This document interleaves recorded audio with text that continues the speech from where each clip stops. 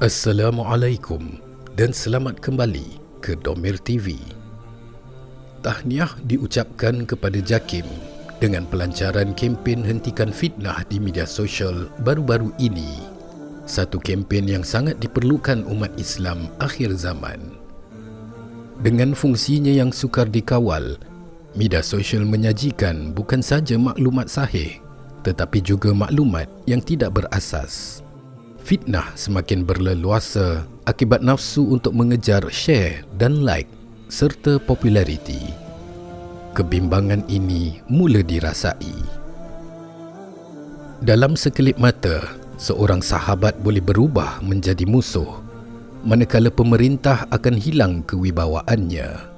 Semuanya akibat fitnah semata-mata.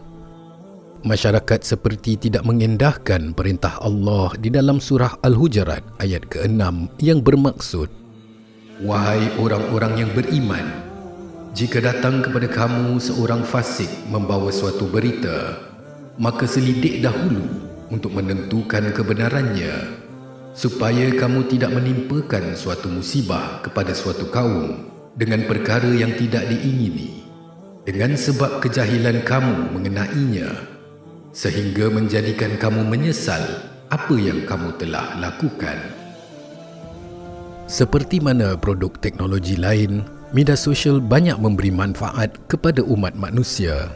Akan tetapi, kita yang mesti memanfaatkan teknologi itu, bukan kita yang diperhambakan oleh media sosial. Apa yang perlu dilakukan adalah sejauh mana kita memberi pendidikan dan pengajaran yang secukupnya kepada masyarakat Islam dalam menghadapi cabaran media sosial. Dengan pengetahuan dan bekalan ilmu yang mantap, umat Islam dengan sendirinya akan dapat memilih dan menapis sebarang maklumat yang menerajang segala sendi kehidupan.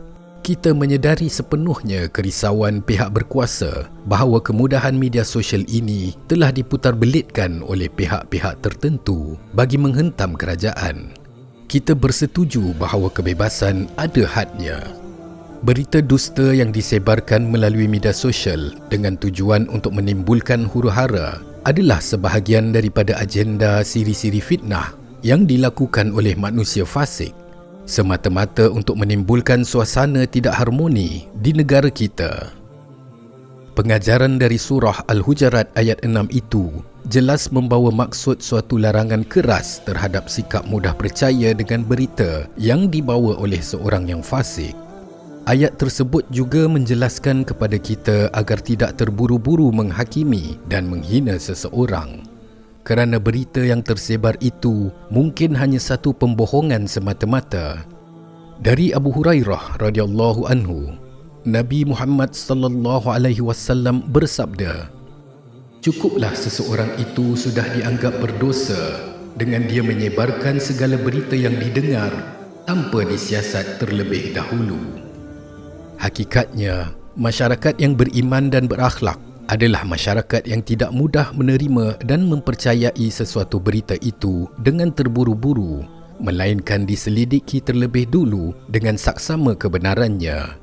Jika tidak ingin tergolong di kalangan orang-orang yang dikutuk Allah kerana penyebaran fitnah, maka berwaspadalah terhadap gejala-gejala yang menjurus ke arah itu. Jauhilah daripada memfitnah, berbohong, mencaci, mencarut, memaki hamun, mengutuk, membuat hukuman sendiri, menggalakkan keganasan, menghasut perbuatan jahat dan menyebarkan kabar angin yang kini bermaharaja lela di dalam media sosial. Ia merebak umpama wabak dengan amat cepat lantas sukar untuk kita menepis. Fitnah bukan sahaja memberikan kesan buruk kepada individu, ia juga akan meruntuhkan sesebuah negara. Bagi orang yang difitnah, dia akan mendapat aib yang besar dan akhirnya berlakunya permusuhan. Reputasinya bukan sahaja terjejas, bahkan juga moralnya terhakis pesonanya. Dalam hal ini, Allah Subhanahu wa taala juga berfirman yang bermaksud, iaitu semasa kamu bertanya atau menceritakan berita dusta itu dengan lidah kamu dan memperkatakan dengan mulut kamu akan sesuatu yang kamu tidak mempunyai pengetahuan yang sah mengenainya, Dan kamu pula menyangkanya perkara kecil, padahal ia pada sisi hukum Allah adalah perkara yang besar dosanya. Fitnah yang berleluasa akan menyebabkan manusia akhirnya diselubungi kesesatan dan sanggup pula menjual agama bagi meraih kesenangan kebendaan. Syed Abdul Hasan Ali Nadwi, seorang ulama terkenal dari India, ketika mengulas dan menterjemahkan surah Al-Kahfi berpendirian, ciri terpenting yang membentuk peradaban kebendaan hari ini adalah penipuan dan penafian yang angkuh yang menampakkan dominasinya dalam semua aspek kehidupan. Tidak ada satu sudut kehidupan hari ini yang bebas daripada pengaruh yang merosakkan. Mereka yang menaburkan fitnah merupakan orang yang zalim, sebagaimana dijelaskan menerusi surah Al-Anfal ayat 25. Dan peliharalah daripada siksaan yang tidak khusus menimpa orang-orang yang zalim sahaja di antara kamu, dan ketahuilah bahawa Allah amat keras siksanya.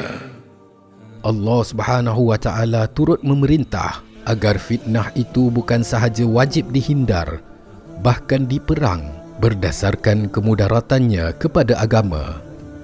Dan perangilah mereka itu sehingga tidak ada fitnah lagi.